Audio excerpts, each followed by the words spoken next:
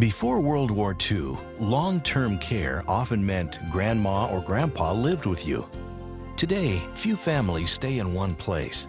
In many cases, families are smaller, and different generations of family members live across the country, even across the world.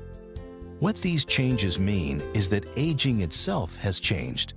People are active longer, and as an aging population, we remain more active, vital, interested, and involved now more than at any other time in history.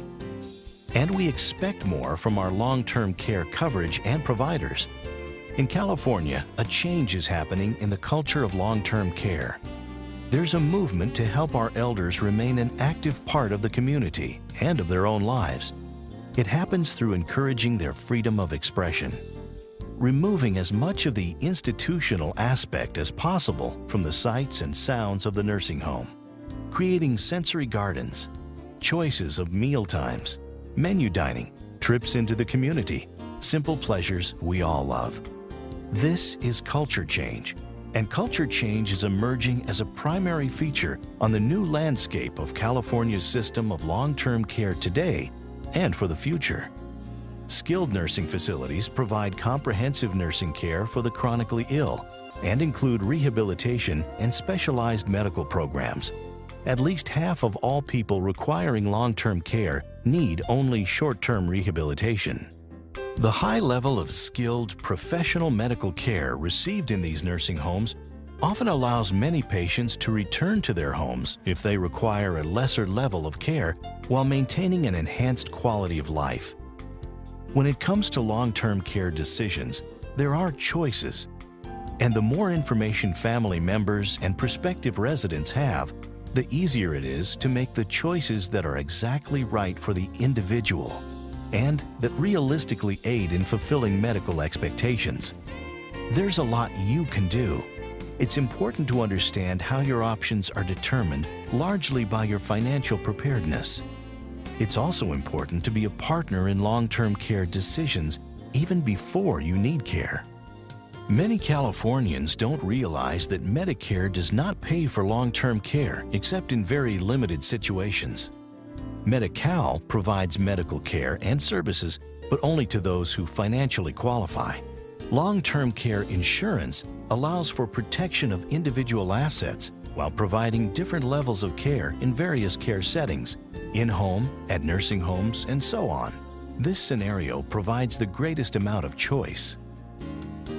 Tom had been a hard worker all his life. He loved his business. He put his heart and soul into it. When Tom needed long-term care, he came to us. It was a big change for Tom, but now there was time. Time to pursue things he'd always been interested in. Art classes became Tom's favorite. He'd always loved painting, loved to visit museums, but there was never enough time. Now, Tom paints. He's exploring new skills and developing a talent and technique that he never really knew he had. Long-term care is changing. We realize that running things on a schedule like a hospital may be easier for our staff, yet it may not be comforting for our residents. So we've asked ourselves, how can we bring our residents back to having some say and direction in how they live their daily lives? How can we affect culture change? It's not easy. It takes imagination and a willingness to change and to reach out. It takes a personal relationship between elders and staff. It takes management working with staff and scheduling so caregivers consistently see the same people. That interaction is more on the human level than the medical level. Eleanor's favorite way to relax at the end of a long day is to read, and she always enjoyed sharing her books with friends and neighbors. She even began a neighborhood book club before they were popular. Maria, the nighttime CNA, noticed all the books on Eleanor's nightstand. Each evening, they'd chat for a bit about what Eleanor was reading.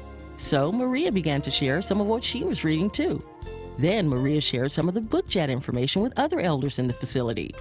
Now, Eleanor hosts a book cafe at her care center several mornings a week.